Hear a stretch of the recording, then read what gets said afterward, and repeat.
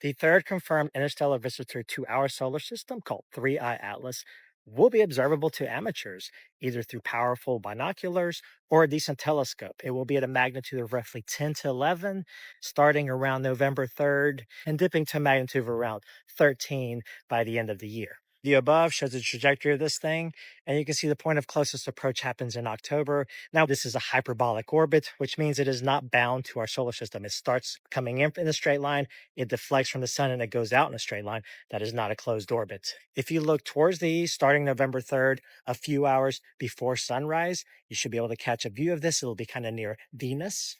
Map above shows a typical view from northern Italy. There's tons of cool physics, engineering that goes into determining the orbits of these things and then getting the data out so that other people can look at it.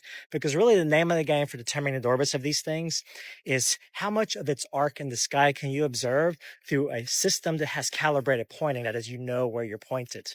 Good news for us here on TikTok is that since it's going to be observable by just a standard scope, we're going to get a lot of good creators that will be posting lives. They'll be early in the morning, but they'll be posting lives of this object, and you can see it, potentially a once in a lifetime event. This could be one of the oldest comets that has ever come through our solar system. We believe it is significantly older than the comets in our solar system because it comes from the thick part of the bulge of the galaxy, and that's where the older stars are. You have to remember, our sun is not an extremely long-lived star. It's kind of an average star with respect to lifespan. But the most common stars live 10 times longer, and they're much cooler stars.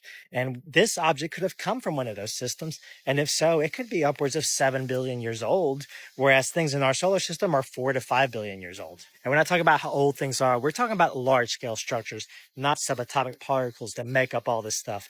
Those have been here for, who knows, 13.5 billion years, if the Big Bang model is correct. Maybe forever.